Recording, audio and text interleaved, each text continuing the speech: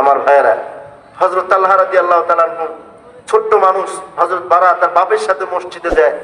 রাসূল সাল্লাল্লাহু আলাইহি ওয়াসাল্লাম ফজর নামাজে সালাম ফিরাইয়া হযরত তালহা বারা রাদিয়াল্লাহু তাআলা আনহুর ছেলে তালহার দিকে নজর দেয়। কলিজা শীতল করা সন্তান, একের পর এক এই যে আসা যাওয়া করতে করতে করতে করতে রাসূল সাল্লাল্লাহু আলাইহি ওয়াসাল্লামের ভেতরে মহব্বত ঢুকে গেছে, মহব্বত ঢুকে গেছে। এমন করে লক্ষ্য করতে করতে করতে করতে যখন নবীজি সাল্লাল্লাহু আলাইহি ওয়াসাল্লামের সাথে পরিচয় হয়ে গেছে, এমতো অবস্থায় হযরত বারা রাদিয়াল্লাহু তাআলা আনহু একদিন মসজিদে নববীতে নামাজ পড়তে আসছে। মসজিদে নববীতে নামাজ পড়তে আসছে, কিন্তু তালহা রাদিয়াল্লাহু তাআলা আনহু সাথে নাই, সাথে নাই। রাসূল সাল্লাল্লাহু আলাইহি ওয়াসাল্লাম, মুসলমান ভাইরা আমার দিলের কান লাগায় শুনবেন, পয়গম্বর ডাকতে বললেন, বারা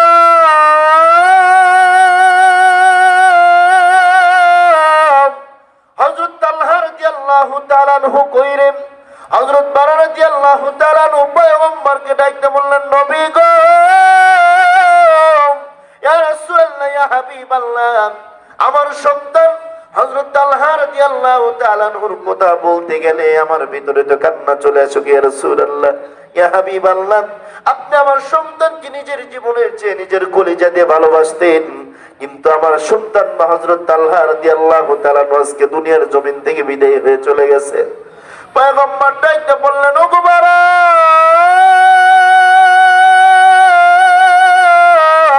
ও গো বারা রে, তোমার সন্তান চলে গেছে, তোমার সন্তানকে কি আমি ভালোবাসি নাই? তোমার সন্তান চলে যাওয়ার কারণে তুমি তো আমাকে একটাবার বলো নাই রে। এইবার বাজান্নে আমার পয়গম্বরের সাহাবী হযরত বারা রাদিয়াল্লাহু তাআলা আনহু চোখের পানি ফেলে পয়গম্বরকে ডাকতে বললেন, নবী গো,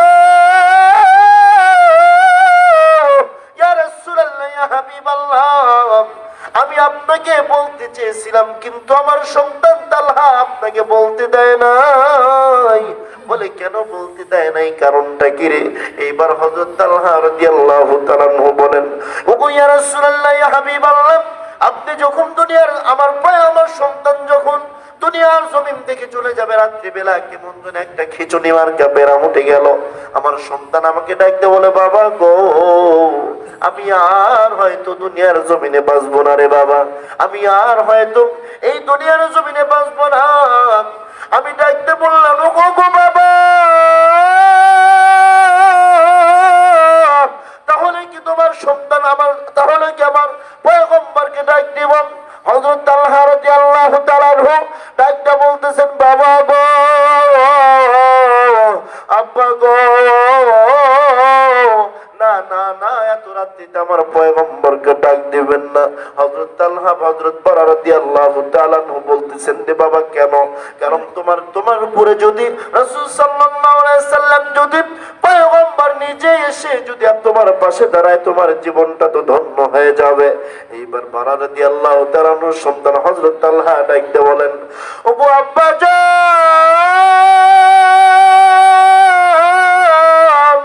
আমার পয়গম্বর এই রাত্রিবেলা আমার অসুস্থতার কথা শুনে আসবেন, কিন্তু এই মুহূর্তে যদি আমার বাড়ি থেকে পয়গম্বরের বাড়ি পর্যন্ত 8 মাইল পর্যন্ত দূরত্ব, এই দূরত্বের মাঝে কোনো মুসলমানদের বাড়ি নাই, শুধু বেঈমানদের আকরা দিয়ে ভরা হয়ে গেছে গো আব্বা জান। এইবার যদি আমার পয়গম্বর রাত্রিবেলা আমার অসুস্থতার কথা শুনে আমাকে আমার পাশে দাঁড়ানোর জন্য যদি আমার বাবা যদি রওনা দেয়, তাহলে তো আমার পয়গম্বরকে কাফের বেঈমান গুলো দুনিয়ার জমিন থেকে বিদায় করে দেবে। আমি আল্লাহর দরবারে গিয়ে কি হিসাব দেব গো আব্বা জান? এইবার সন্তানের এই কথা শুনিয়া বারা দুই চোখের পানি ফেলে দিয়ে কান্দে। তালহা ডাকতে বলো, গো আব্বা জান, আপনি আপনার কাছে আমি কয়েকটা নসিহত করে যাই গো বাবা। ওগো আব্বা জান, এক নম্বর নসিহত গো আব্বা, আমি যদি এই রাত্রিবেলা মারা যাই, তাহলে আমাকে মারা যাবার কথাটা আপনি উম্মতের মাঝে আপনি পয়গম্বরের নিকটে এই রাত্রিবেলা দেবেন না। কারণ এই রাত্রিবেলা যদি আমার পয়গম্বর যদি আমাকে দেখতে আসে, তাহলে বেঈমান গুলো আমার পয়গম্বরকে, আমার নবীজিকে মেরে দেবে। আর আমি তালহা আল্লাহর দরবারে গিয়ে আল্লাহর দরবারে হাজিরা দিয়ে আমি আল্লাহর দরবারে কি জবাব দেব রে বাবা? আল্লাহ যদি আমাকে ডাকতে বলে, তালহা রে, তোমাকে বাঁচানোর জন্য আমার হাবিব কিন্তু তোমার বাড়িতে রাত্রিবেলা আসতেছিল, কিন্তু বেঈমান গুলো তোমার কোথায় ভাবে বেঈমান গুলো আমার রাসূলের উপর, আমার পয়গম্বরের উপরে আঘাত করেছে, হিসাব কি দিবে দাও। এইবার তালহা ডাকতে বলেন, আব্বা গো, ওগো আব্বা জান, আমি যদি আল্লাহ যদি আমার উপরে হিসাব অর্পণ করে দেয়, তাহলে আমি আল্লাহর দরবারে কি জবাব দেবো গো আব্বা জান। এইবারে তালহার বাবা ডাকতে বলে, বাবা রে, তাহলে তোমাকে আমি কয়েকটা কথা বলে যাই। এইবার বাজান দিয়ে আমার হযরত তালহা ডাকতে বলতেছেন, আব্বা জান, এই রাত্রিবেলা মারা গেলে আমার মরণের খবরটা পয়গম্বরের দরবারে দেবেন না। এইবার বাজান আমার তালহা রাদিয়াল্লাহু তাআলা ছোট্ট বালক, এইবার পয়গম্বরের সাহাবী বাজান আমার দুনিয়ার জমিন থেকে চলে গেলেন। মারা যাওয়ার পর যখন মসজিদে নববীর ভিতরে পয়গম্বরের সাহাবী হযরত বারা রাদিয়াল্লাহু তাআলা নামাজ পড়তে গেছে, ফজরের নামাজের সালাম ফিরাইয়া পয়গম্বর ডাকতে বলে, বারা, ওগো বারা, তুমি কেন আমার তালহা নাই কেন রে? ফজরের নামাজের সালাম ফিরালেই তো আমি আমার তালহাকে দেখতে পাই, কিন্তু তালহা নাই কেন রে, তালহা নাই কেন? এইবার বাজান আমার বারা চোখের পানি ফেলার সন্তান হারানোর বেদনাটা উপলব্ধ করে মুখটা ভাষাতে প্রকাশ করে বলে দেয়, ওগো হুজুর, ইয়া রাসূলুল্লাহ, ইয়া হাবিবাল্লাহ, নবী আমার, আপনার সাহাবী, আমার কলিজার টুকরা সন্তান বারা রাদিয়াল্লাহু তাআলা আনহু গত রাত্রিতে দুনিয়ার জমিন থেকে আল্লাহর ডাকে সাড়া দিয়ে চলে গেছেন। পয়গম্বর ডাকতে বলে, ওগো বারা, তাহলে আমাকে খবর দাও নাই কেন রে? আমাকে কেন খবর দাও নাই? আমাকে কেন খবর দাও নাই? এইবার পয়গম্বরের সাহাবী হযরত বারা ডাকতে বলেন, ইয়া রাসূলুল্লাহ, ইয়া হাবিবাল্লাহ, আমার সন্তানের চাওয়া পাওয়া ছিল, আমি জানো তাকে রাত্রিবেলা সে যদি মারা যায়, তাহলে আমি জানো তাকে মরণের কথাটা আপনার কান পর্যন্ত না পৌঁছাই। কারণ তার একটা আশা ছিল, আমার পয়গম্বর যখন আমার মরণের কথা শুনিয়ান, যখন আপনি আমার বাড়িতে যাবেন, আমার বাড়ি থেকে আপনার বাড়ি পর্যন্ত 8 মাইল দূরত্ব পয়গম্বর, এই বাড়ির মধ্যে মাঝখানে কোন ইমানদার মুসলমানদের বাড়ি নাই। এই আমার বাড়িতে যাওয়ার সময় আপনাকে যদি কাফের বেঈমান গুলো যদি আক্রমণ করে বসে, আমার সন্তান বলে গেছেন, ওই আল্লাহর দরবারে আমি তালহার জবাব দেবার মতো কোনো উপায় থাকবে না। ওগো আব্বা গো,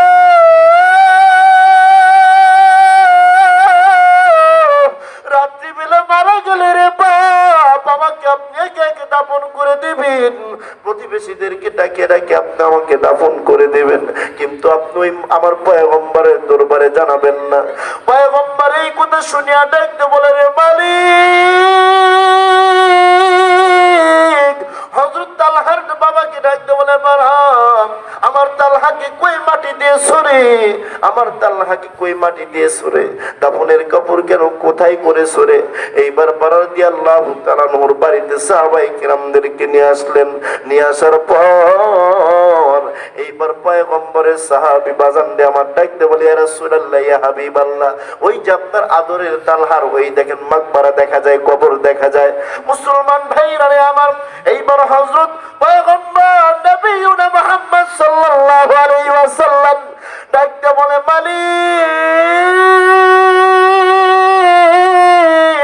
ওগো রব্বে কাবা, তোমার কাছে দরখাস্ত জানাই রে আল্লাহ, আমি আমার তালহার উপরে রাজি, আল্লাহ তুমি নিজেই রাজি হয়ে যাও। মুসলমান ভাইরা রে আমার, হযরত তালহার মা ডাকতে বলো, ওগো বারা, ওগো আমার প্রাণের স্বামী গো, আমার আপনার সন্তানের তকদির কত ভালো, আমার আপনার সন্তানের দেখেন না ভাগ্যটা কত ভালো। কারণ পয়গম্বর নিজে তার কবরের পাশে দাঁড়িয়ে বলে, ওই যে ওগো রব্বে কাবা, আমার তালহার উপরে আমি রাজি, আপনি আল্লাহ রাজি হয়ে যান। রহমতে আলম নবী, নবী দু জাহান বলো, রহমতে আলম নবী, নবী দু জাহান, সাহাবীরা আতর বানায় ওই নবীজির ঘাম বলো, সাহাবীরা আতর বানায় ওই নবীজির ঘাম।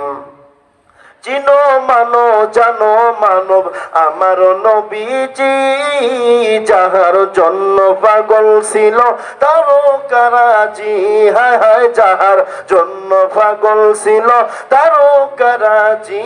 তোমরা আরো শুনবানি সুন্দর কাহিনী, আরো শুনবানি সুন্দর কাহিনী। জান্নাতের রুমে রুমে লেখা নবীর নাম বলো, জান্নাতের রুমে রুমে লেখা নবীর নাম বলো না। রহমতে আলম নবী, নবী তো জাহান বলো, রহমতে আলম নবী, নবী তো জাহান। সাহাবীরা আতর বানায় ওই নবীজির ঘাম। উস্তুনে হান্নানা একটা খেজুর গাছের নাম, গাছটি ধরে খুতুবা দিতেন রাসূল আকরাম, হরে গাছটি ধরে খুতুবা দিতেন রাসূল আকরাম। গাছটা নবীর বিরহে কাঁদিতে রহে, নবীর বিরহে গাছ কাঁদিতে রহে। হতভাগ্য এলেন যত সাহাবাই কেরাম বলো না, হতভাগ্য এলেন যত সাহাবাই কেরাম বলো না। রহমতে আলম নবী, নবী দু জাহান বলো, রহমতে আলম নবী, নবী দু জাহান। সাহাবীরা আতর বানায় ওই নবীজির ঘাম। আল্লাহু আকবার বলেন না। আমার নবীজির শরীরের ঘাম মোবারক পর্যন্ত সাহাবায়ে কেরামরা বোতলে ভরে ভরে রেখে দিতেন, আর বিবাহবাদী অনুষ্ঠানে গেলে পরে আতর স্বরূপ তারা ব্যবহার করত। সুবহানাল্লাহ। কি নবীর উম্মত হয়েছে আমরা। হযরত ঈসা আলাইহিস সালাম আল্লাহকে ডাকতে বলে, মালিক ও, মা বাবার পেট থেকে পড়ে 33 বছর বয়স আমার, আজ পর্যন্ত বেঈমানদের হাতে নির্যাতন নিপীড়ন হয়ে যাচ্ছে। ও রব্বে কাবা, আর সহ্য হয় না। বাকি যতটুকু তুমি হায়াত আমাকে দিয়েছো উম্মতে মুহাম্মাদি বলে কবুল করো। সুবহানাল্লাহ। হযরত ঈসা আলাইহিস সালাম কিয়ামতের আগে আসবেন। উনি এখন যে আছেন, আল্লাহ পাক ওনাকে আসমানে উঠিয়ে নিয়েছেন উম্মতে মুহাম্মাদি হিসেবে। আল্লাহু আকবার বলেন না। পয়গম্বর নবী মুহাম্মদ সাল্লাল্লাহু আলাইহি ওয়াসাল্লাম আখিরি জামানার নবীর উম্মতের আগে অন্য কোন নবীর উম্মত জান্নাতে যাইতে পারবে না। আল্লাহু আকবার বলেন। কত বড় সৌভাগ্যবান আমরা আমার ভাইরা। এবার আসুন, কেমন আশিক রাসূল হতে হবে? হযরত বেলালের মতো হতে হবে। চেহারা নাই, চেহারা ভালো না, ঠোঁট মোটা, দাঁতগুলো এলোমেলো, এমন উঁচু মানুষ, চেহারা বিচ্ছিরি কালো, কালো হাবশি বেলাল, মা নাই বাপ নাই, কালেমা পড়ে ফেলেছে। বেঈমানগুলো জুলুম নির্যাতন করতে করতে একেবারে শেষ করে দিয়েছে। সিদ্দিক আকবর যখন রাস্তা দিয়ে যায়, হযরত বেলালকে দেখে, আহা, এই বেলালের মা নাই বাবা নাই। বেলাল ডাকতে বলো, ও কাফের বেঈমানের দলেরা, দুনিয়ার জমিনে যদি আমার মা থাকতো আমাকে আজাদ করে দিত। মুসলমান ভাইরা মা দিলের কান লাগায় শুনবেন। এই মাইক একটু সাউন্ডটা আপ ডাউন হচ্ছে কেমন বুঝছেন? হযরত বেলাল রাদিয়াল্লাহু তাআলা আনহু যখন তাকে নির্যাতন করে বাজান দিয়ে আমার উমাইয়া ইবনে খালদ, হযরত আবু বকর সিদ্দিক রাদিয়াল্লাহু তাআলা আনহু বাজান দিয়ে আমার রাস্তা দিয়ে হেঁটে যায়। এইবার বাজান দিয়ে আমার কাফের বেঈমানদেরকে হযরত বেলাল ডাক দেওয়া বলে, ও গো কাফের বেঈমানের দল,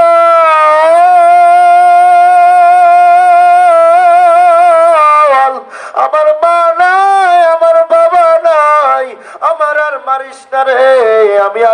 আমি তো কালেমা ছেড়ে দেব না। যেই মুহাম্মাদের কালেমা একটাবার ভিতরে ঢুকাইছি, আমার জীবন চলে যেতে পারে, আমি মুহাম্মাদের কালেমা ছাড়তে পারবো না। মুসলমান ভাইরা রে আমার, এইবার বাজান রে আমার পয়গম্বর সাহাবী সিদ্দিক আকবর রাদিয়াল্লাহু তাআলা আনহু হযরত বেলাল কেমন হালাত দেখিয়া হযরত বেলালকে আজাদ করে নিয়ে গেলেন। হযরত বেলালের সর্ব শরীর, পুরো শরীর রক্তে রঞ্জিত হয়ে আছে। পয়গম্বর বেলালকে ডাকতে বলে, বেলাল আইরে বেলাল আয়, আমার বুকে আইরে বেলাল আয়, তোমার ঋণ আমি কি দিয়ে শোধ করব? করবো রে বেলাল। এইবার বেলাল ডাকতে বলতেছি ইয়া রাসূলুল্লাহ ইয়া হাবিবাল্লাহ, আমার মা নাই, আমার বাবা নাই গো পয়গম্বর, আমার পুরো শরীর রক্ত দিয়ে মেখে আছে গো পয়গম্বর। আমি তাহলে আপনি যদি আমাকে জড়িয়ে ধরেন, আপনি পয়গম্বর, আপনার শরীরটা মেখে যাবে গো পয়গম্বর।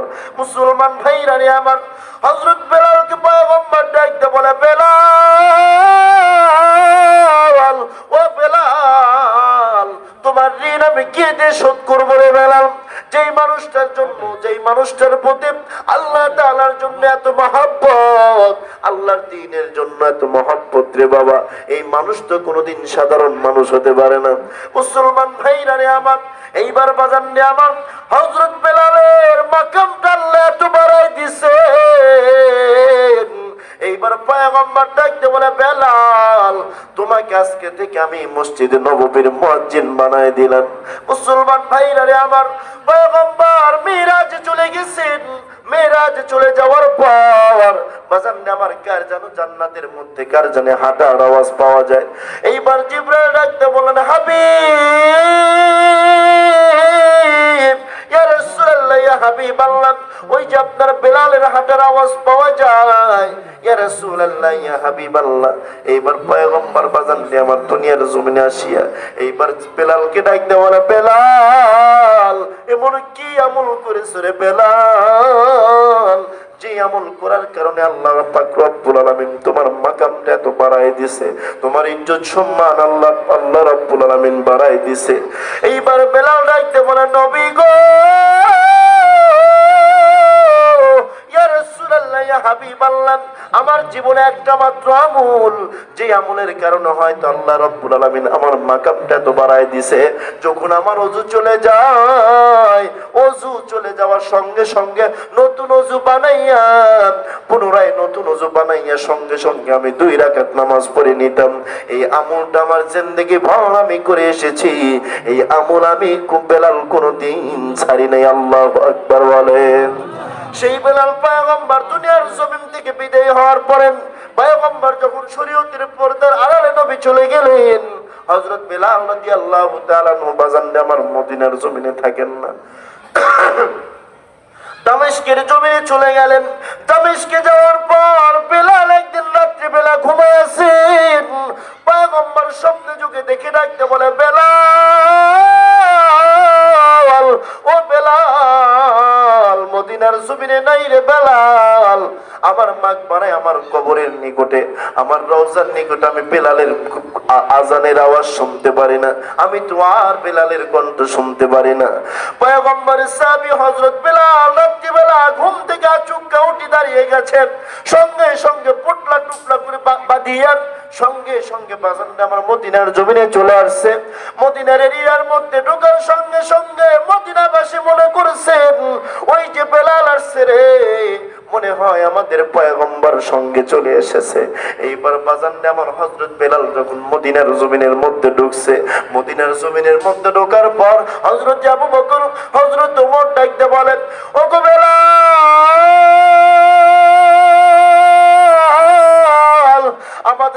আমাদের মদিনায় নবী নাই, তুমি বেলাল নাই রে, তুমি বেলাল নাই রে বেলাল, কতদিন চলে যায় রে বেলাল, তোমার কণ্ঠের আমরা আজান শুনতে পারি না রে বেলাল।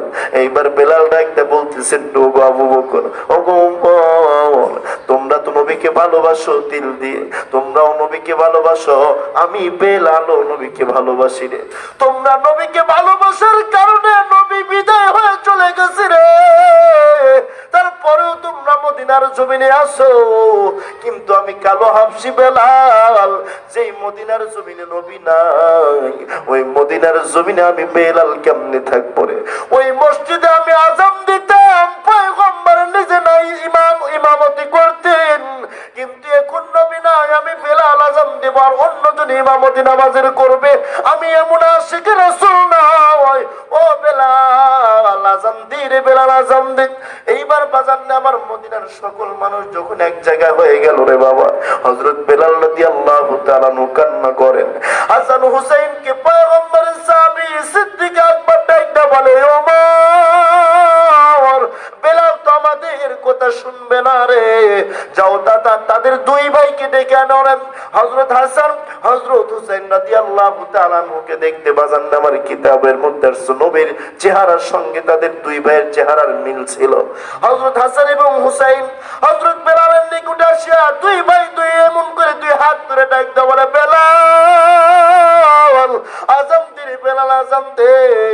এই মদিনার জমিনে নবী নাই, এই মদিনার জমিনে নবী চলে গেছে, আমার নানা চলে গেছে রে। তারপরে তুমি বেলাল নাই, আমরা বড় একা একা হয়ে গেছি রে। এইবার বাজান রে আমার, এইবার হযরত বেলাল ডাক দিয়ে বলতেছে, ওগো ভাই তোমরা তো নবীজির দুইজন কলিজার টুকরো, তোমাদের কথা তো আমি ফেলে দিতে পারি না রে, কারণ তোমাদের কথা তো আমি ওভারটেক করতে পারি না।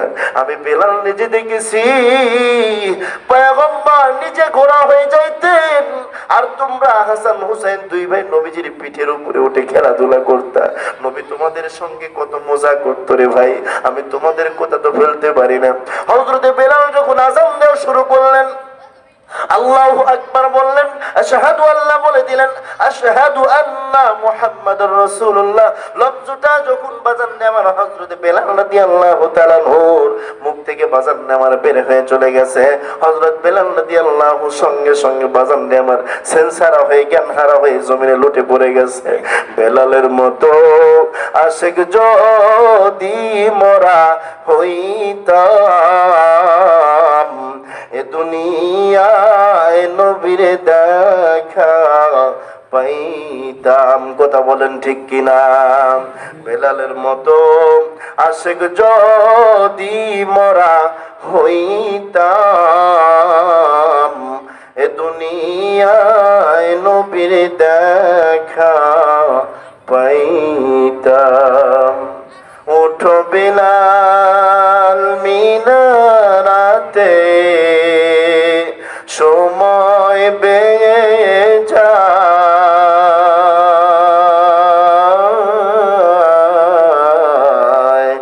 আযান দাও গো মধুর সুরে, শুনবার মনে চায়। দেখেন না কেমন আছে কে রাসূল। বেলাল বলে আযান দিলে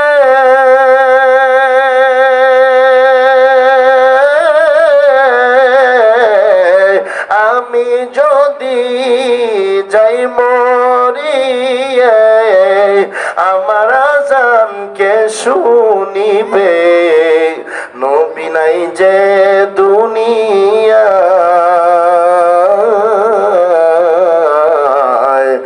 আযান দাও গো মধুর সুরে, শুনবার মনে চায়। লিল্লাহি তাকবীর। মুসলমান ভাইরা রে আমার, হযরত বেলাল আযান দেয়, বাজান দে আমার আযান দেওয়ার পরে বাজান দে আমার ওই যে পয়গম্বরের যারা হাজী সাহেবরা রয়েছেন দেখেছেন, পয়গম্বরের রওজার মোবারকের সঙ্গে সাথে সাথে বাজান দে আমার সবুজ জালি রয়েছে, জালির সঙ্গে মাথা থেকে ইয়া হযরত বেলাল কান্না করে ডাক দে বলে, ওগো পয়গম্বর,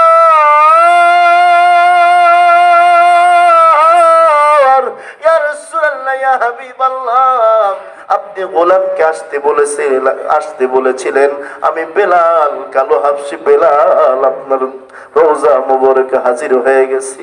হযরত বেলাল রাদিয়াল্লাহু তাআলা আনহু কেমন আশিক ছিলেন রে ভাই।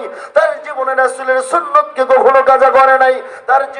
তার জীবন যদি আপনি খুঁজতে যান, সে কোনোদিন বাজান আমার নামাজ কাজা করে নাই, সে কোনোদিন রমজান মাসের শ্রম কাজা করে নাই, সে কোনোদিন অবাধ্য গান বাজনা শুনে নাই, সে কোনোদিন সমাজের অনৈতিক কাজের সাথে জড়িত ছিল না। কথা বলেন ঠিক কিনা? হযরত বেলালের মতো যদি আশিক রাসূল হইতে পারে, তাহলে আল্লাহর দরবারে একজন খাঁটি মুমিন হিসেবে উঠতে পারবেন। যাবেন ইনশাআল্লাহ। ইনশাআল্লাহ বলেন। বলেন নবী সাল্লাল্লাহু আলাইহি ওয়াসাল্লাম, নিয়াতুল মুমিন খায়রুম মিন আমালিন। ও মুমিন, নেক কাজের নিয়ত করুন, আমলের চেয়ে নিয়তের দামটা মুমিনের অনেক বেশি। আল্লাহু আকবার। রাসূল বলেন, যে আমার উম্মতেরা প্রত্যেকটা ভালো কাজের নিয়ত করে ইনশাআল্লাহ বলো। আল্লাহ বলে, বান্দা তোর আমলের চেয়ে নিয়তের দামটা আমি আল্লাহর দরবারে বেশি। আল্লাহু আকবার বলবেন না?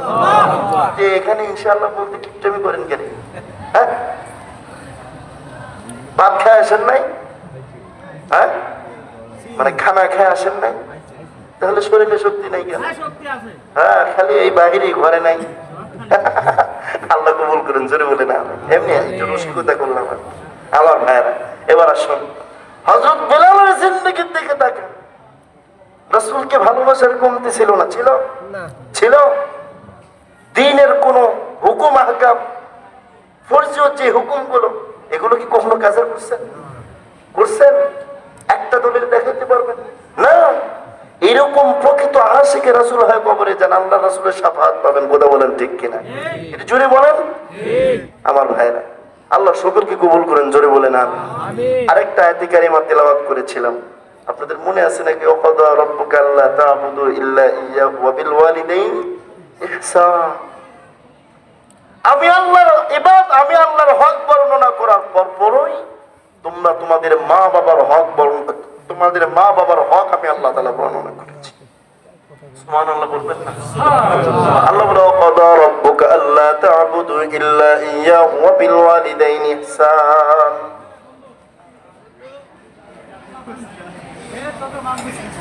আমি আল্লাহর ইবাদত করার পরপরই তোমরা তোমাদের মা বাবার সঙ্গে ইহসান সম্পূর্ণ ব্যবহার করে কিতা করো? ভালো ব্যবহার করো। চোখ বড় করে কথা বলো না, চোখ রাঙিয়ে কথা বলো না। আল্লাহর দরবারে তুমি সাকসেসফুল হতে পারবে না।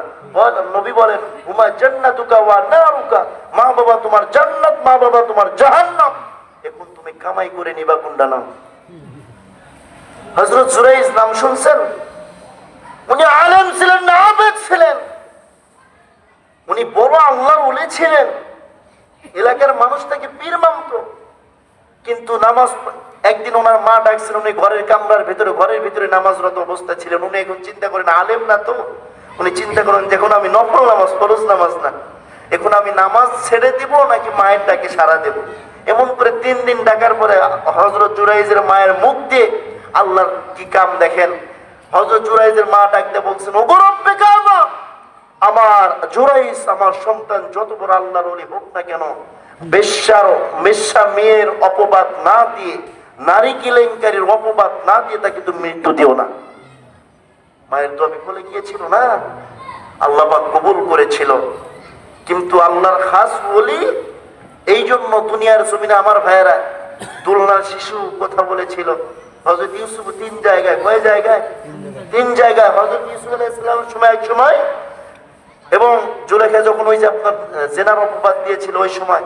দ্বিতীয়ত হলো হযরত ঈসা আলাইহিস সালাম, এবং দ্বিতীয় হলো হযরত জুরাইজ রাদিয়াল্লাহু আলাইহি, হযরত জুরাইজ রাহমাতুল্লাহ আলাইহির সময়। আল্লাহকে ডাকতে বলো, ওগো রব্বে কাবা, তোমার ওলির দরবারে যদি আমি জুরাইজের নাম থেকে থাকে, অন্তত আমার ইজ্জতকে তুমি রক্ষা করো, সম্মান তুমি দিয়েছো, তুমি হেফাজত করো। ওগো রব্বে কাবা, তোমার ওলির খাতায় যদি আমি জুরাইজের নাম লেখা থাকে, আল্লাহ তুমি আমাকে কিতা করো না, বেইজ্জতি করো না। ওই সময় ডাকতে বলতেছে, ওগো সমবেত মানুষেরা, ওই যে কোলের শিশুকে এমন করে কিতাবের ভিতরে পেটের উপরে এমন করে যখন হাত রাখছিল, ওই সময় সবকিছু বলে দিয়েছিল, আমার মা আসলে অবৈধ মেলামেশা করে অমকের সাথে পেট বাঁধিয়েছিল, আমাকে জন্ম দিয়েছে, জুরাইজের কোনো দোষ নেই। আল্লাহু আকবার বলেন। কিন্তু ওই যে মা একটা বদদোয়া দিয়েছিল, আল্লাহ অপবাদ না দিয়ে, মরণ দিও না, অপবাদটা হয়ে গিয়েছিল। এই কাজ করবেন না। মা বাবাকে কি করা যাবে না? কষ্ট দেওয়া যাবে না, খবরদার এটা করা যাবে না। বলেছিলাম সন্তানের জন্য মা বাবার প্রতি কয়টা হক? 14টা। কয়টা? 14টা। তার মধ্যে 7টা এতগুলো বলা সম্ভব না, অনেক লম্বা কথা। 7টা হলো মা বাবার দুনিয়াতে বেঁচে থাকা অবস্থায় সন্তানের জন্য কর্তব্য, এবং 7টা হলো মারা যাবার পরে। এখন আমরা মনে করি যে মা বাবা যখন থেকে মারা যাবে ওই সময় থেকেই তো আপদ বিপদ দূর হয়ে গেল, নাকি? না, আমরা এটাই মনে করি ভাই, আমরা এটাই মনে করি। না, এটা কখনো না।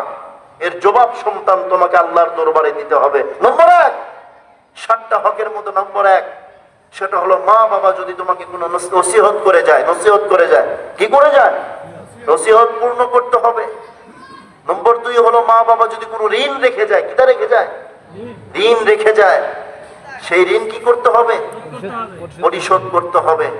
নম্বর 3 হলো আমার ভাইয়েরা, মা বাবার আত্মীয় স্বজন যে যেখানে তাদের সমবেত সমবয়সী যারা আছে তাদের সাথে কি করতে হবে? সৎ ব্যবহার করতে হবে। ওরা যাবে কি যাবে না? 4 নম্বর হলো মা বাবার জন্য কি করা? অন্তত দান সদকা কি করা? বেশি করা। সদকা তো তারুদ্দুল বালা। দান সদকা করার কারণে আল্লাহ পাক বালা মুসিবত থেকে হেফাজত করে। সুবহানাল্লাহ বলবেন না? বাড়িতে গিয়ে বললেন আমার ভাইরা, এবার আসুন, মাইকটা ঠিকমতো হয় না, চিল্লাইতে পারতেছে না। আল্লাহ কবুল করুন। আমার ভাইরা এবার আসুন, হযরত আশরাফ আলী থানভী রাহমাতুল্লাহ আলাইহি, নাম শুনছেন আপনারা? আশরাফ আলী থানভী রাহমাতুল্লাহ আলাইহি উনি বলেন, একদিন আমি ঘুমের ঘরের মধ্যে শুয়ে আছি, একজন আল্লাহর ওলি এসে ডাকতে বলতেছেন, ওগো জুরাইস, আমি সারা জীবন, ওগো আশরাফ আলী থানভী, আমি সারা জীবন ইবাদত করেছি, কিন্তু আল্লাহ পাকের দরবারে কি কারিশমা, আজকে কবরের ভিতর আমাকে রেখে যাওয়ার পর সারাদিন আযাব দেওয়া হয় না, দিনে দেওয়া হয় না, রাতে দেওয়া হয় না, নির্ধারিত 2-3 ঘন্টা সময় আমাকে আযাব দেওয়া হয়। আমি সন্তান রেখে এসেছি মাত্র একটা, সেটা হলো তাও মেয়ে সন্তান। এই মেয়ে সন্তানকে রেখে এসেছি, তার 2টা বদ অভ্যাস আছে। কয়টা? নম্বর 1 হলো আমার মেয়েটা দেহ ব্যবসা করে খায়, জেনা করে খায়। নম্বর 2 হলো আমার ওই মেয়েকে তুমি বলবা তোমার বাপের কবরের হালাত বেশি ভালো না, জাহান্নামের আগুনে পুড়ছে তোমার বাপ, সে যেন আমার জন্য দোয়া করে। আল্লাহু আকবার বলেন। মুসলমান ভাইরা আমার দিলের কান লাগায় শুনবেন, এই বুজুর্গ মানুষ পরের দিন বেহায়া মেয়েদেরকে তো একদিনে এক জায়গা পাওয়া যায় না, কথা বলেন ঠিক কিনা? নানান দিনে নানান জায়গায় থাকে বাজান দিয়ে আমার। এইবার যখন এই বুজুর্গ লোকটি চলে গেলেন, একদিন যায়, 2 দিন যায়, সপ্তাহ পার হয়ে যায়। হযরত বাজান দিয়ে আমার এই বুজুর্গ ব্যক্তি ওই মেয়েকে একদিন খুঁজে পেলাম, দেখি ওই মেয়ে একেবারে শরীরের কাপড় সমস্ত কিছু খুলে ফেলে দিলেন। দেওয়ার পরে বাজান দিয়ে আমার ওই পুকুরের ভিতরে, ক্লানির ভিতরে গোসল করে। এইবার বুজুর্গ ব্যক্তি ডাকতে বলে, মা গো, ও মা, তোমার বাপ কি দুনিয়ার জমিনে বিদায় হয়ে গেছে, মারা গেছে? বলে, হ্যাঁ। আপনি জানেন কেমনে? আপনি জানেন কেমনে? বলে, তোমার বাপ আজকে আমাকে স্বপ্নের মধ্যে দেখাইছে। কিটা দেখাইছে? স্বপ্নের মধ্যে দেখাইছে, ওগো যুবক,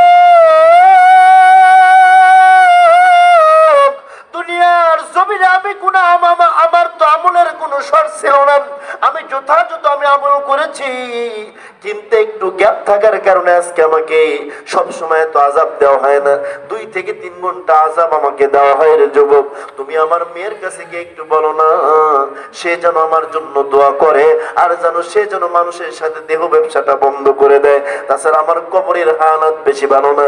মুসলমান ভাইরা রে আমার, এই কথা বলার সঙ্গে সঙ্গে মেয়ে ডাকতে বলে, ওহে বুড়া, ভাষাটা খারাপ করে ডাকতে বলে, ও গো বুড়া সর, আমার মুখের সামনে থেকে দূর হয়ে যায়। এইবার ডাকতে বলে, মা গো, তোমার বাবার একটা কথা বলেছে রে মা। বলে, কি বলছে রে বুড়া, বল। বলে, তুমি জানো ওই তোমার বাবার জন্য দান সদকা করো, দান সদকা করো, দান সদকা বেশি বেশি করো। ওই সময় ওই মেয়ে পানির মধ্যে, পুকুরের মধ্যে নামিয়া হাতের চুলের উপরে এমন করে পানিটা লইয়া ওই বুজুর্গ আল্লাহর ওলির দিকে ফিকা দেয়, এই যে নে, তোকে পানি দিয়ে দিলাম, এই পানিটুকু তুই আমার বাবাকে নিয়ে দিয়ে দিবি, কারণ আমার শরীর আমি ব্যবহার করব, এখানে কারো কোনো কিছু হতে পারে না, এখানে কারো কোনো কৈফিয়ত দেওয়া যাবে না, কোনো মানুষ প্রতিবাদ করতে পারবে না, আমার শরীর আমি ব্যয় করব, তোর তাতে কিরে বইরা মানুষ। এইবারে আল্লাহর ওলি আল্লাহকে ডাকতে বলে, মালিক ওগো রব্বে কাবা, দুনিয়ার জমিনে এত মানুষ দেখলাম রে আল্লাহ, কিন্তু এমন কঠোর মার্কা সন্তান তো আল্লাহ দেখি নেই। মা বাবার কবরে আযাবের কথা শুনিয়া তো সে ভিতরে কান্না করে না, আরো হাসা খিলাখিলি করে আমাকে তাড়িয়ে দিল। এইবার পরের দিন বাজান দিয়ে আমার ওই মৃত ব্যক্তি, বাজান দিয়ে আমার ওই আল্লাহর ওলিকে স্বপ্ন দেখাইলো। এইবার ওই আল্লাহর ওই মৃত ব্যক্তি আল্লাহর ওলিকে ডাকতে বলে, ওগো যুবক, ঘুম থেকে উঠো, ঘুম থেকে উঠতে যুবক। এইবার আল্লাহর ওলি ডাকতে বলেন, ওই দিন তুমি কান্না করে করে আমার কাছে দোয়া চাচ্ছিলে রে যুবক, একটু খেয়াল করে শুনেন না, দান সদকা করার কারণে আল্লাহ পাক দেখেন কত বাজান আমার ইহসান করেন। মা বাবা চলে গেছে, তাদেরকে বাজান নেওয়ার দুনিয়ার জমিন থেকে এবং পরকালীন জমিনে আল্লাহ তাআলা কবরের আযাব মাফ করে দেন। মুসলমান ভাইরা রে আমার, এইবার আল্লাহর ওলি ডাকতে বলেন, ও যুবক, ওই দিন তো তুমি কি করেছিলে রে যুবক? ওই দিন আমাকে কান্না করে করে তোমার মেয়ের কাছে দোয়া চাওয়ার জন্য পাঠাইছিলা, কিন্তু আজকে তুমি কি করছো? হাসতে হাসতে আমার কাছে দোয়া চাইছো। এইবার যুবকটি ডাকতে বলতেছেন, ওহে যুবক, আল্লাহর ওলি, ওই যে আপনি যে আমার মেয়েকে জিজ্ঞেস করেছিলেন, ও গো মা, তুমি তোমার বাবার জন্য কিছু হাদিয়া দাও, তুমি দেহ ব্যবসাটা ছেড়ে দাও এবং তোমার বাবার জন্য একটু দান সদকা করো না। এই দান সদকার কথা শুনে আমার মেয়ে তো পুকুরের মধ্য থেকে পানি তুলে এমন করে আপনার শরীরের দিকে এমন করে ফেঁকে দিয়েছিল নাকি? বলে হ্যাঁ হ্যাঁ হ্যাঁ, ফেঁকে দিয়েছিল। ওই মৃত ব্যক্তি ডাকতে বলে, আমার মেয়ে ওই যে পানিটা ফেঁকে দিয়েছিল, ওই পানিটা যখন ফেঁকে দিয়েছিল, ওই পানিটা এমন একটা স্থানে গিয়ে পড়েছিল বাজান আমার, ওই জায়গায় একটা ছোট্ট একটা কীট পোকা, বাজান আমার বিষাক্ত পোকা, ওই জায়গায় পানির অভাবে মারা যাওয়ার উপক্রম হয়েছিল। হা করে আসমানের দিকে তাকিয়ে রয়েছিল। ওই পানির একটা ফোঁটা ওই পোকা ওই জীবজন্তুর উপরে গিয়ে পড়ার সঙ্গে সঙ্গে ওই পোকা ওই সময় দোয়া করেছিল, রে মালিক, যে ব্যক্তি আমার উপরে পানি দিয়েছেন, ওই ব্যক্তির যে যেখানে কবরস্থ হয়ে গেছে, ওই কবরের আযাব যদি হয়ে থাকে, আল্লাহ তুমি মাফ করে দাও। এই ওসিলায় করে আল্লাহ রাব্বুল আলামিন আমার কবরের আযাবটা একেবারে চিরতরের জন্য মাফ করে দিয়া আল্লাহ রাব্বুল আলামিন আমাকে জান্নাত নসিব করে দিবেন। একটি হজের সওয়াব মিলে, কবুল হজের সওয়াব মিলে, মাকে একবার দেখিলে মা কেন এত দামি জানে না সকলে, জানতো যদি পড়তো দেখে কোরআন হাদিস খুলে। একটি হজের সওয়াব মিলে, কবুল হজের সওয়াব মিলে, মাকে একবার দেখিলে মা কেন এত দামি জানে না সকলে। 2টি বছর প্রাণ করালেন মায়ের বুকের দুধ, কোলে পিঠে নিয়ে মাগো দিলেন কত সুখ। ওই মায়ের মনে কষ্ট দিলে, বাবার দিলে কষ্ট দিলে, আল্লাহর আরশ কাঁপে বলে মা কেন এত দামি জানে না সকলে, জানতো যদি পড়তো দেখে কোরআন হাদিস খুলে। লিল্লাহি তাকবীর। তাহলে সন্তান আদিকে কোরআনের শিক্ষা দেওয়া দরকার আছে না নাই?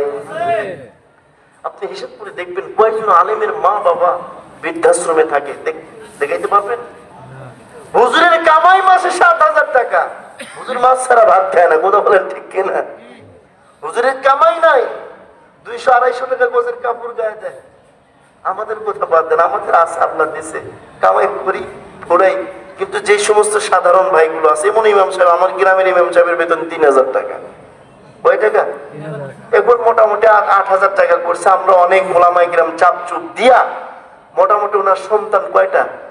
4টা সন্তান। 2টা মেয়ে মাদ্রাসায় পড়ে, 2টা ছেলে কোথায় পড়ে? জামিল মাদ্রাসায় পড়ে। এই যে খরচাটি টানায়, এত কিছু করার পরে আমি একদিন জিজ্ঞেস করছি, ভাই সংসার চলে? টাকা পয়সা লাগবে? বলে হুজুর এই ইমদাদ, আমাকে তুই মুই করে বলে, ইমদাদুল্লাহ দোয়া করিস ভাই, আমার একটা ডিবি ব্যাংকে একটা ডিবিএস খোলা আছে। বলে মানে?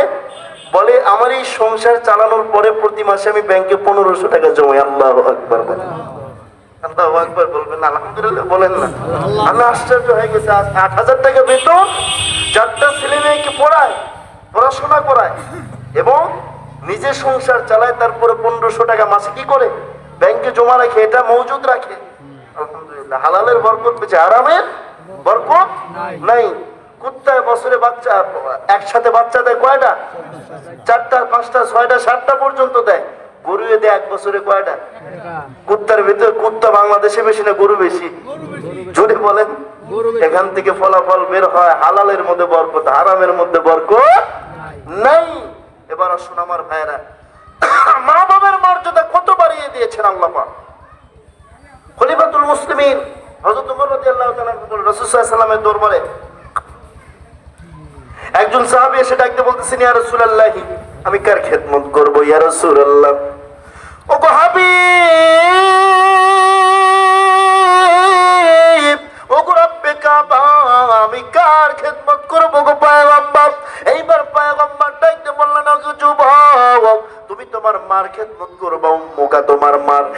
যুবক ডাক দেয়া বলতেছেন, দ্বিতীয়বার ডাক দেয়া বলে, ইয়া রাসূলুল্লাহ ইয়া হাবিবাল্লাহ, আমি কার খেদমত করতাম চাই গো ইয়া রাসূলুল্লাহ।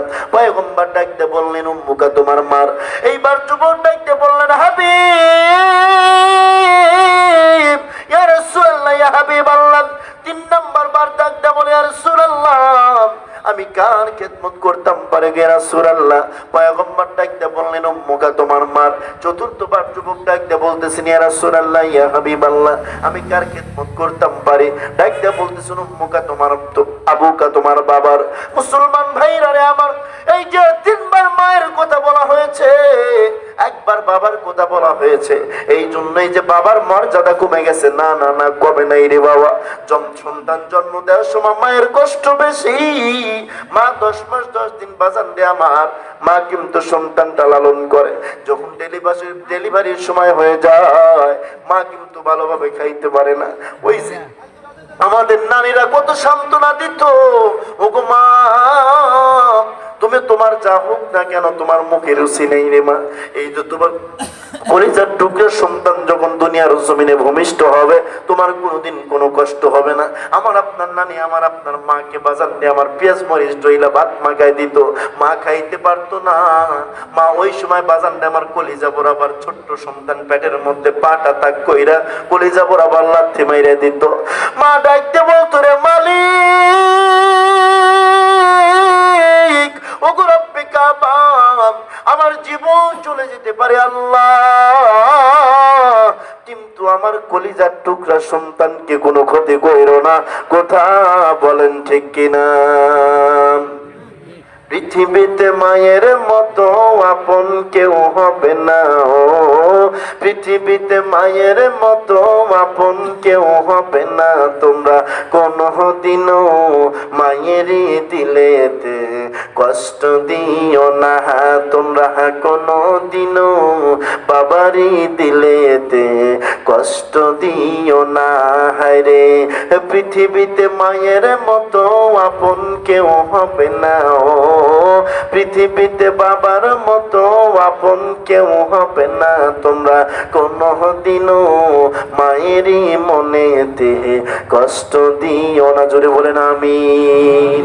তত্র পুনরূপ একটা হাদিস হযরত উমর রাদিয়াল্লাহু তাআলা আনহু দরবারে একজন সাহাবী এসে ডাক দিয়ে বলতেছেন, ইয়া রাসূলুল্লাহ ইয়া হাবিবাল্লাহ, হাবিব, ইয়া রাসূলুল্লাহ ইয়া হাবিবাল্লাহ, আমি জিহাদের ময়দানে অংশগ্রহণ করতে চাই। বেঈমানদের বিরুদ্ধে আমি যুদ্ধ ঘোষণা করে আমি যুদ্ধ করতাম চাই কই রাসূলুল্লাহ। আমি জিহাদের ময়দানে গিয়ে শহীদ হয়ে আল্লাহর দরবারে হাজিরা দিতে চাই।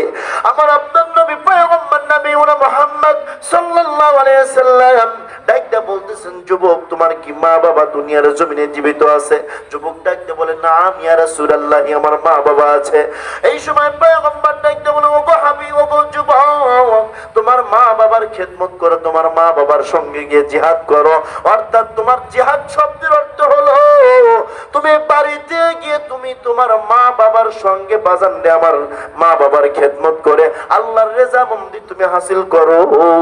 আল্লাহ রাব্বুল আলামিন তোমার আমলনামায় জিহাদে অংশগ্রহণকারী একজন সাহাবী, একজন শহীদের সওয়াব আল্লাহ তাআলা আমলনামায় লিখে দেবেন। চিল্লায়ে জোরে জোরে বলা যাবে নাকি একবার মারহাবা?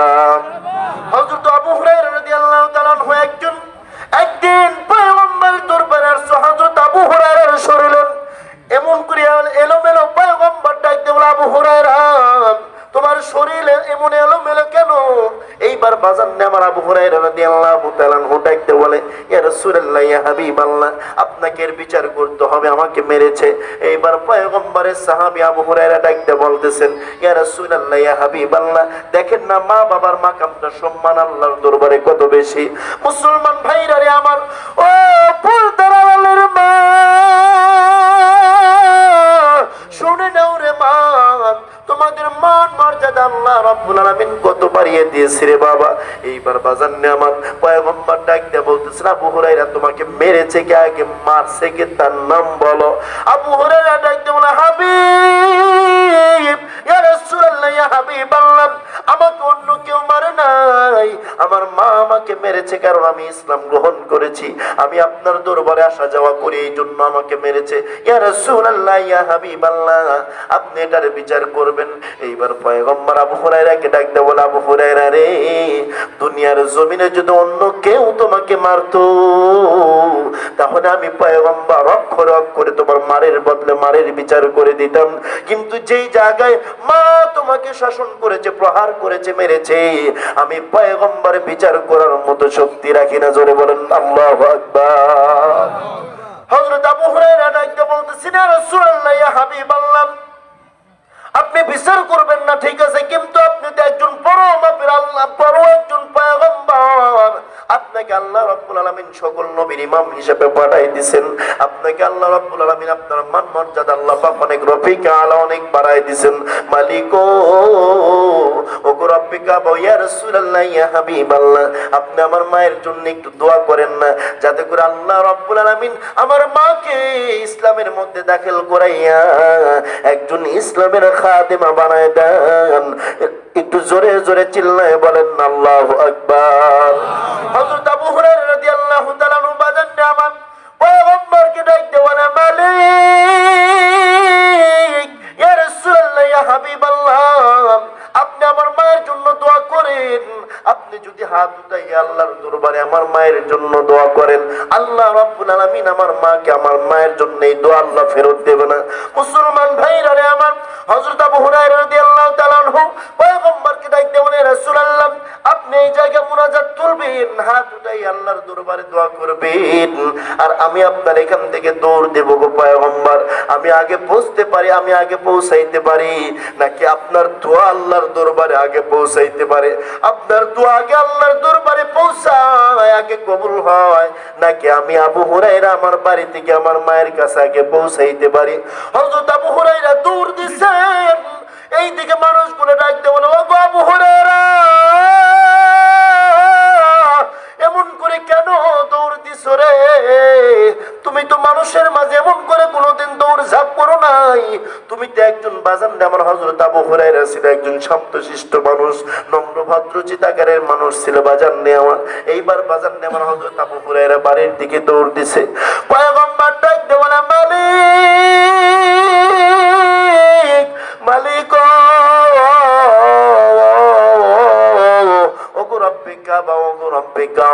আমি আপনার কাছে দরখাস্ত জানাই রে আল্লাহ, আপনার দরবারে দুটো হাত উঠাইছি রে আল্লাহ, আমার আবু হুরায়রার মাকে আপনি ইসলামের মধ্যে দাখিল করাইয়া একজন ইসলামের খাদেমা হিসাবে কবুল করে নাও।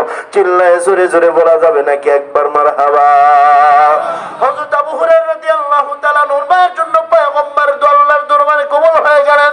হযরত আবু হুরায়রা বলেন, ওগো পৃথিবীর মানুষ, আমার মা, আমার মা, আমি যখন বাড়ি থেকে আমার মাকে ডাক দিলাম, আমাকে বাড়ির মধ্যে থেকে বের করে দিয়েছিল একেবারে মেরে। আমার মায়ের রাগ ওই সময় অনেক করা ছিল, কিন্তু আমি রাসূলের দরবার থেকে গিয়ে যখন আমি আমার মাকে মা বলে ডাক দিলাম, আমার মায়ের কণ্ঠের মধ্যে কেমন যেন নরম নরম আওয়াজ। আমি মাকে মা বলে ডাক দেওয়ার পর আমার মা ডাকতে বলে, ওগো বাবা, বাহিরে দেরি করো, আমি মা তো গোসল করে, গোসল শেষ করে তোমার লগে দেখা করব, মোলাকাত করব। এইবার আবু হুরায়রা ডাকতে বলে, ইয়া রাসূলুল্লাহ, ইয়া হাবিবাল্লাহ, আমার মা যখন গোসল শেষ করে আমার লগে দেখা করলো, আমাকে এমন করে আমজা দিয়ে জড়িয়ে ধরে ডাকতে বলে, বাবা গো, ওগো বাবা, তোমার লগে আমি কিন্তু অনেক অনেক জুলুম করেছি রে বাবা, তোমার অনেক শাস্তি দিয়েছি রে বাবা। আমি তোমার একটা কথা বলতাম চাই, তুমি শুনবানি। তোমারে মারার পর থেকে, তুমি আমার সন্তান তোমাকে আঘাত করার পর থেকে আমি মা কোনো আমি মার দিলের মধ্যে শান্তি পাই না। মুসলমান ভাইরা রে আমার, হযরত আবু হুরায়রা মা ডাকতে বলে, ওগো আবু হুরায়রা, তোমার কাছে আমি দরখাস্ত জানাইতাম চাই, তুমি কোন মুহাম্মাদের জন্য পাগল হইছো? ওই মুহাম্মাদের পাগল আমি মা হতে চাই। চিল্লায় জোরে জোরে বলা যাবে নাকি একবার মারহাবা? আমি যে হৃদয়ে এঁকেছি তোমারই ছবি গো মদিনাওয়ালা আমি যে হৃদয়ে এঁকেছি তোমারই ছবি গো মদিনাওয়ালা সবুজ গম্বুজের ছায়ায় ছুটে যায় মন আমার ও গো প্রিয়তম দেখা পেতে তোমার সবুজ গম্বুজের ছায়ায় ছুটে যায় মন আমার ও গো প্রিয়তম দেখা পেতে তোমার দাও না দেখা একবার ও গো দুলাল মদিনা দাও না দেখা একবার ও গো দুলাল মদিনা এ মিনতি আমার আমি হৃদয়ে এঁকেছি তোমারই ছবি ও গো মদিনাওয়ালা আমি হৃদয়ে এঁকেছি তোমারই ছবি ও গো মদিনাওয়ালা লিল্লাহি তাকবীর আল্লাহ যতদিন পর্যন্ত আয়ু দিয়েছ দুনিয়ার জমিনে তুমি আল্লাহ তাআলা আমাদেরকে হায়াত দান করেছো আমাদের জীবন দশায় একটা বার পয়গম্বরকে স্বপ্ন না দেখাইয়া তুমি আমাদের নিকটে মালাকুল মউত পাঠাও না একটু জোরে জোরে বলেন না আমিন আমার ভাইরা এবার আসুন আমি জানি না কার জানি মা নাই কার জানি বাবা নাই মুসলমান ভাইরা রে আমার এই যে আপনাদের কবরস্থানের মধ্যে শুইয়া কার জানি মা ডাকতে বলে বাবা গো এ বাবা দেখ না রে বাবা তাকায় দেখ আজকে একটা বছর চলে গেল আমি মা বাবা তোর কত কষ্ট করে লালন পালন করলাম আমি মা বাবা আজকে দুনিয়ার জমিন থেকে চলে এসেছি রে বাবা বাবা গো ও গো বাবা জান আমার কবরের হালাত বড় ভালো না আমার কবরের মধ্যে আযাব হয় রে বাবা ও গো বাবা আমার জন্য কিছু সাদাকা কর ওই যে আল্লাহর ঘর মসজিদের জন্য দান সদকা করে ওই জায়গায় তুমি সন্তান হিসেবে আমার জন্য কিছু দান সদকা করো কারণ আমার এই অন্ধকার কবরের হালাত ভালো না দুনিয়ার জমিনে আপনি যদি বাজান আমার বাংলাদেশ থেকে আমেরিকায় চলে যান আমার ভাইরা 30 সেকেন্ডের ভিতর আপনার খবর নেওয়া যাবে কিন্তু আধা ঘন্টা বাজান আমার ওই সেই অন্ধকার কবরে 3.5 হাত মাটির নিচে যখন আমি আপনি চলে যাব রে বাবা ওই সময় কিন্তু আমি আপনি বাজান আমার কোনো খোঁজ খবর পাইবো না কারণ ওই সময় আপনারা বাজান আমার নেকের আমলের দরওয়াজা বন্ধ হয়ে যাবে ফতোয়া রাহিমের ভিতরে একটা ঘটনা বলেছিলাম 2 মিনিটের ঘটনা বলে দেই কবরের জিন্দেগি এই কোরআনকে আল্লাহ রব্বুল আলামিন জিন্দা মানুষের জন্য আল্লাহ তাআলা কোরআনকে ফরজ করেছেন মুরদার জন্য আল্লাহ কোরআন নাজিল করেন নাই কথা বলেন ঠিক কি না একজন ব্যক্তি মারা গেছে মারা যাওয়ার পর আরব দেশের কবরগুলো বাজান আমার এমন করে মাটির লগে মিলায় দেওয়া থাকে বাজান আমার সমান করা থাকে ওই দেশের কবর আর জমিন কোনটা বোঝা যায় না যারা হজ করছেন তারা দেখছেন এমন অবস্থায় একজন মুসাফির ব্যক্তি বাজান আমার চলে আসছে মুসাফির ব্যক্তি কবরের পাশে আসিয়া বাজান আমার পেটের ভিতরে ক্ষুধা এখন তো মুসাফির ব্যক্তি হাঁটতে হাঁটতে শরীরে শক্তি নেই এমন অবস্থায় জমিনের উপরে বাজান আমার পোটলাটা রাখিয়া এমন করে ঘুমায় গেছে মাটির মধ্য থেকে আওয়াজ আসছে যুবক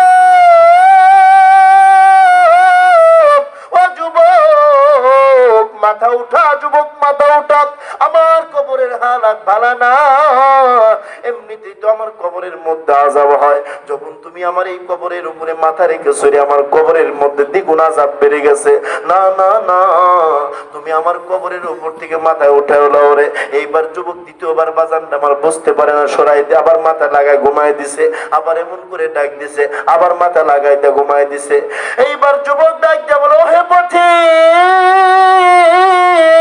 তুমি কি দুনিয়ার জমিনে আমল করো নাই কবরের মুক্ত থেকে আওয়াজ আসছে রে বাবা ওহে যুবক তুমি দুনিয়ার জমিনে বেঁচে থাকা অবস্থায় আমি কবরের মধ্যে শুইয়া শুইয়া আমার মরণের পরে আজ অব্দি পর্যন্ত 1000 বার নয় 2000 বার নয় 3000 বার নয় 4000 বার নয় 5000 বার নয় 6000 বার নয় 7000 বার আমি 7000 বার আমি কোরআন খতম করেছি এই কবরের মধ্যে শুইয়া শুইয়া এই মরণের পরে আমি 7000 বার আমি কবরের মধ্যে শুইয়া কোরআনকে খতম করেছি কোরআন শরীফ আমি খতম করে ফেলেছি কিন্তু একটুকু আমার উপকারে আসে নাই আল্লাহ রাব্বুল আলামিন আমার আমলনামে একটা সওয়াব আল্লাহ তাআলা আমলনামায় লিখে দেয় নাই ওকে যুবক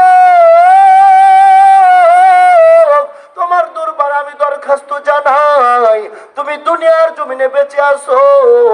তুমি দুনিয়ার জমিনে একবার বেঁচে থাকি, তুমি যে বেঁচে আছো এই দুনিয়ার জমিনে থাকা অবস্থায় তুমি আমার আমলনামা থেকে 7,000 বার কোরআন খতমের সওয়াব তোমার আমলনামায় লিখে লাও।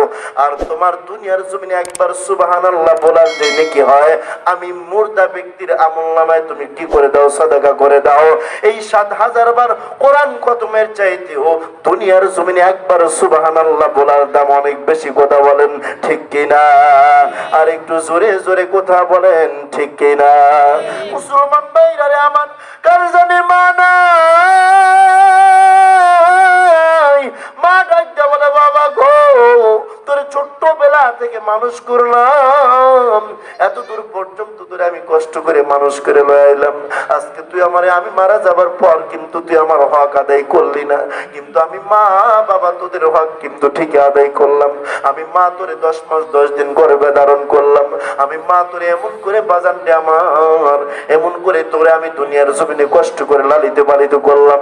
কত রাত রাত চলে যায়, দিন চলে গেছে, আমি বাজান রে আমার, আমি রাত্রি বেলা ঘুমাই নেই। মা ডাকতে বলতো আল্লাহ আমার সন্তানের ভবিষ্যৎটাকে তুমি উজ্জ্বল করে দাও। এমন সন্তানের টেনশনে, লেখাপড়ার টেনশনে মার শরীর কাবু হয়ে গেছে।